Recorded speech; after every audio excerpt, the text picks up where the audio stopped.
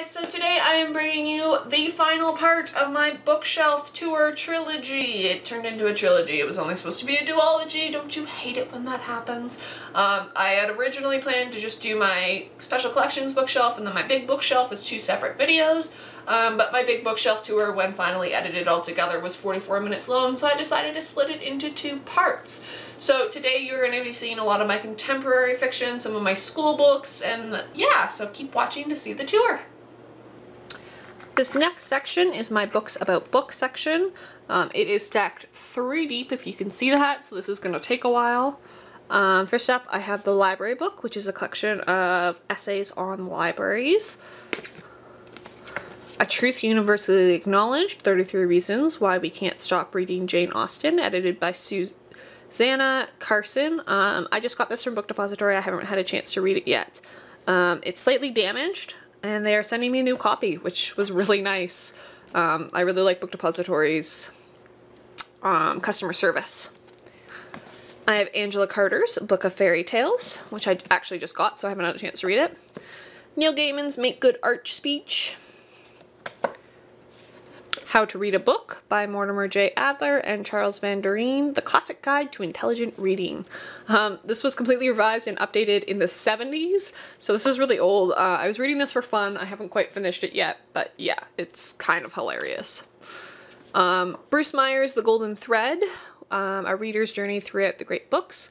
This is actually a local author. He teaches at the local community college. So I picked this up years ago and I've never actually made it through because it's kind of boring, but whatever, it's still there. Supporting local authors. Next up, which is upside down for some reason. Ooh, and the golden thread just fell. Whatever. Is Well Read Women by Samantha Hahn. So now for the next shelf. Just pulling these off. I have My Life in Middlemarch by Rebecca Mead, which I've read and I love, as you can tell by all the sticky notes. I read this right after I finished Middlemarch and I really enjoy this. If you want some good literary criticism, read this. A Reader's Book of Days by Tom Nissley, which basically goes through every single day. I was reading this every day and then I stopped. A Novel Cure, an A to Z of literary remedies, so if you are feeling blue or something, we'll recommend a book to read. I just think this is really funny and it's a really nice edition, so I have it. My first ever Quirk books, The Jane Austen Handbook, A Sensible Yet Elegant Guide to Her World by Margaret C. Sullivan. This is a hilarious modern edition, like on how to do things. It's a humor book. I've had it for forever. I just think it's really funny. A Curious Invitation, The 40 Greatest Parties in Literature by Suzette Field. I haven't read this yet, but yeah, it's self-explanatory. A Passion for Books, A Book Lover's Treasury of Stories, Essays, Humor, Lore, and Lists on Collecting, Reading, Borrowing, Lending, Caring for, and Appreciating Books. Edited by Harold Rabinowitz and Rob Kaplan. Forward by Ray Bradbury. I've read parts of this, but not all of it. It's an old library edition, I think. I picked this up at B&V really cheap. Years and years ago. Used and Rare Travels in the Book World by Lawrence and Nancy Goldstone. I've read this a couple times. It's a great story of this couple's slow descent into collecting used and rare books. A History of Reading by Alberto Manguel. I haven't read this yet. I've read parts of it, but I haven't finished it. I really like Alberto Manguel's style because I have read The Library at Night by him as well, and I really like The Library at Night. I read this a couple years ago, and yeah. Sorry, this is starting to kill my arm. I have Daily Rituals, How Artists Work, by Mason Curry, which I haven't read, but I grabbed. A lot of these I've read parts of. I have The Heroines bookshelf, Life Lessons from Jane Austen to Laura Ingalls Wilder, which was a book outlet purchase, so it was kind of like a, you know, not my smartest move to buy another book about books.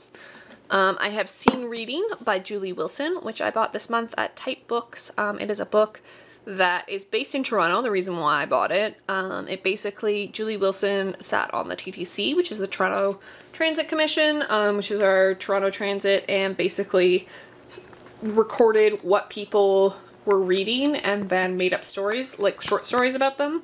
So I bought this at a local bookstore and decided that it was fitting. Yeah, so it's cute. I read parts of it, not all of it. It's not the type of book that you read front to back, I don't think.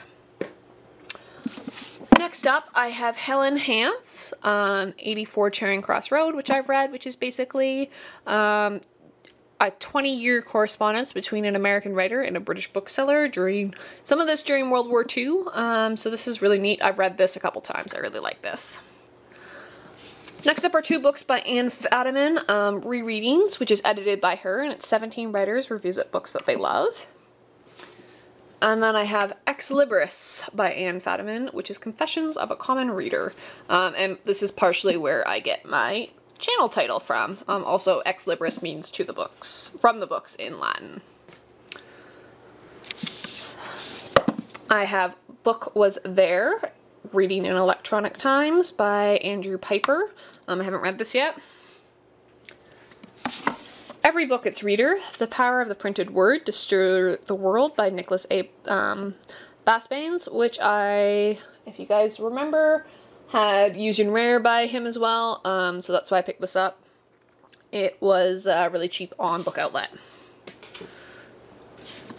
David Crystal's How Language Works. The Language Wars by Henry Hitchings. The Book on the Bookshelf, which goes through the history of how the bookshelf evolved by Henry Petrosky. I have read this one.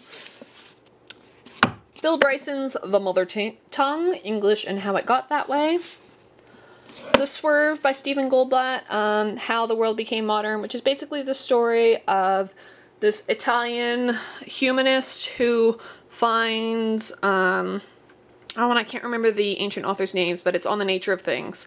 I actually wrote a paper about this, which is why I kept it. I didn't actually really enjoy this book all that much, but I have read the primary source material that he is dealing with. He really influenced basically the writing style of a lot of historians who I really admire, so I've read some of his works. Genius by Harold Bloom, a mosaic of 100 exemplary creative minds. How to Read and Why by Harold Bloom. More Basbanes, Patience and Fortitude. Basically books about book people, or stories about book peoples, and A Gentle Madness, which is about book collecting, by the same author. Then I have Margaret Atwood's Payback, Debt and the Shadow Side of Wealth, which the only reason it's in there is because it's a CBC Massey lecture, which goes with my Northrop Frye's The Educated Imagination, of which I have 2 editions of for some reason. But yeah, they just go together. So that is my books about books section. So next up is my nonfiction graphic novel and books sent to me for review that I still need to get through. This kind of separates my literary fiction and YA from my like classic fiction and stuff, classical fiction. Yeah, classics and classical. So the first one, which is sitting up top, is the definitive edition of The Diary of a Young Girl, Anne Frank, which I haven't read yet, but I picked this up recently. Musicophilia by Oliver Sacks, which is tales of music and the brain, and basically it looks at how music influences the brain. I haven't read this in its entirety. It's very sciencey, and I have a hard time getting through it. Simon Garfield's On the Map, mind-expanding exploration of the way the world looks, which is really interesting. I haven't read this yet, but it looks really good. The Curious Fates of Famous Corpses, or Rest in Pieces, by Bess Lovejoy, which is a really interesting book, and I just had to have it. The Empire of Tea by Alan McFarlane and Iris McFarlane. This was really cheap at my university bookstore, so I picked it up because I love tea. Extreme Latin by Henry Beard, which just fell on the floor. Which is like hilarious modern translations, like, hang on, let me find a really good one. It's got really bad illustrations, but it like tells you how to say like meditate on this, pal. It's really dumb. I picked it up when I was at the Coliseum because I thought it was really funny. and I just can't bear to get rid of it. So next up is The League of Extraordinary Gentlemen, the Omnibus Edition by Alan Moore and Kevin O'Neill. Lost Dogs by Jeff Lemire, which I've read. I haven't read The League yet. Fairest, Volumes 1 and 2, which I have read. Audrey Niffenegger's The Raven Girl. She also wrote The Time Traveler's Wife. I really like this. This was more, I would say, an art book with a story attached. I'm going to shift down. And then I have Lumberjanes issues 1, 2, and 3, which I just picked up and I love. So these are books that are sent to me but for review. I have Countdown City by Ben H. Winters and The Last Policeman by Ben H. Winters. Both I've read The Last Policeman. I'm holding off on Countdown City until they send me my copy of the last book in this series because I want it. William Shakespeare's The Empire Strikes Back. William Shakespeare's Star Wars. These are done by Ian Dosher, and they're hilarious. I've read all these, I just need to do a review for them, so that's why they're in this section. And then William Shakespeare's The Jedi Doth Return. I tend to get rid of review copies of books just because once I've like talked about them and stuff, they just go away. Down there I have a beautiful edition of the map from The Hobbit to the Lonely Mountain that my friend Della got, and I'm just pointing this out to her because she got it for me for Christmas and it's supposed to go on the top of my bookshelf, but it fell down and I'm really afraid it's going to break, so I put it in this corner with my ukulele. So next up is getting into my fiction shelves, and these are my favorite books, so I've put these all separate. So I have The Book of Lost Things by John Connolly, The Night Circus by Erin Morgenstern, Mr. Penumbra's 24-Hour Bookstore by Robin Sloan, The Bees by Lillian Paul, which is lovingly doing that on its own, so I don't even need to pull it out. The Ocean at the End of the Lane by Neil Gaiman, The Secret History by Donna Tartt, and The 13th Tale by Diana Setterfield. I love all of these editions and I keep them separate. These are the ones that I would recommend to people.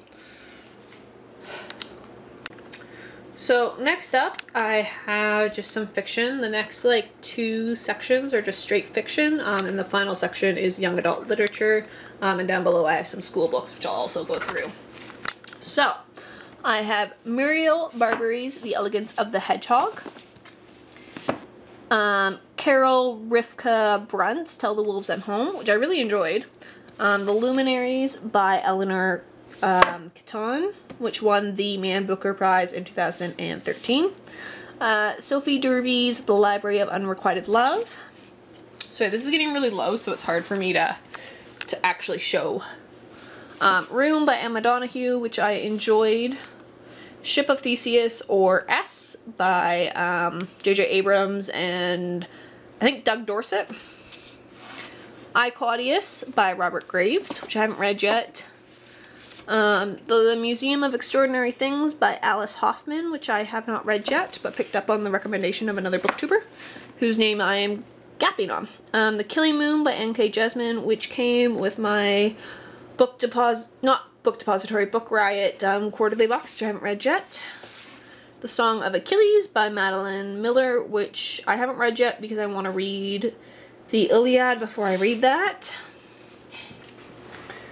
And I'm just scooching down so I don't have to keep turning the camera on and off.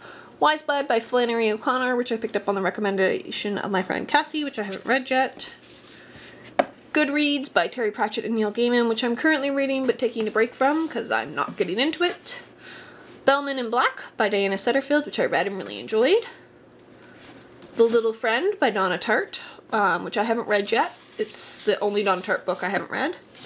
The Goldfinch by Donna Tartt, which I haven't read yet.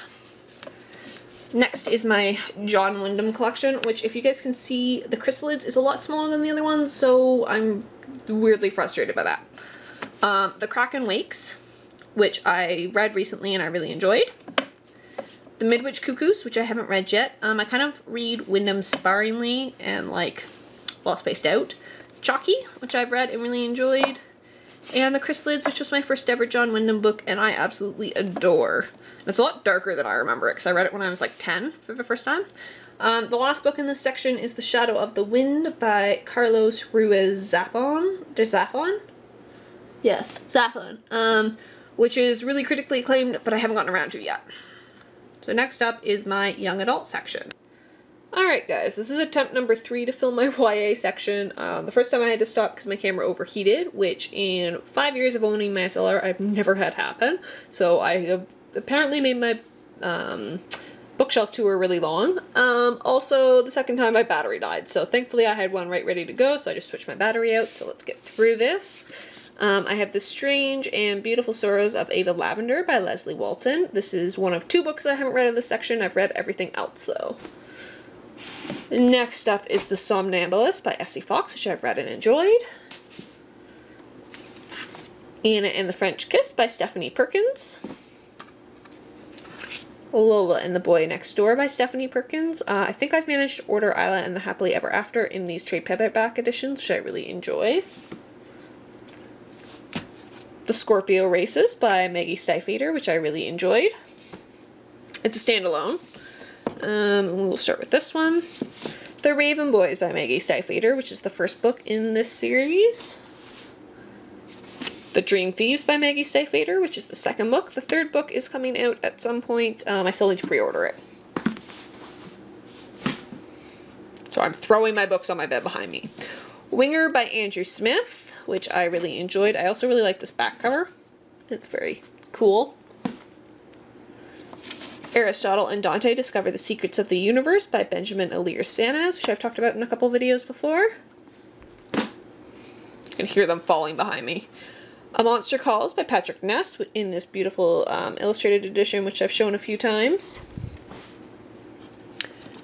The Letter for the King by Tonka Daracht, which is a new translation from Dutch. Sana from Books and Quills talked about this a lot, and when Book Depository had their sale, they had this on sale for like $10, so I snagged it. I haven't read this yet because I just got it this month. Come to Me, Since You've Been Gone by Morgan Matson. I tend to get rid of a lot of my YA books as I read them, so that's why they're all in one section. Mrs. Peregrine's Home for Peculiar Children by Ransom Riggs, followed by Hollow City, which is the second in that series. I've talked about these books before, so. And Mrs. Peregrine's Home for Peculiar Children, the graphic novel.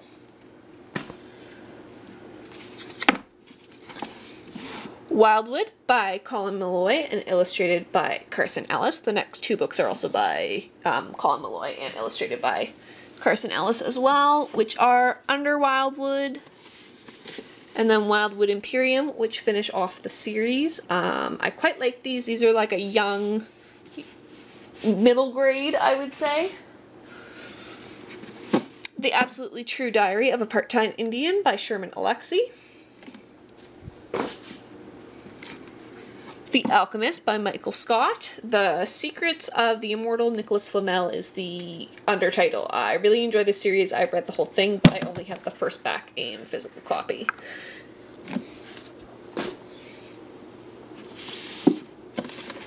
The Beginning of Everything by Robin Schneider.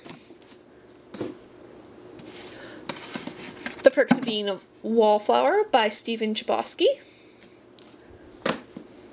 And It's Kind of a Funny Story by Ned Vizzini.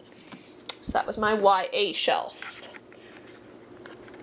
So now we are going to do my bottom shelf, in which there's actually not a lot on it.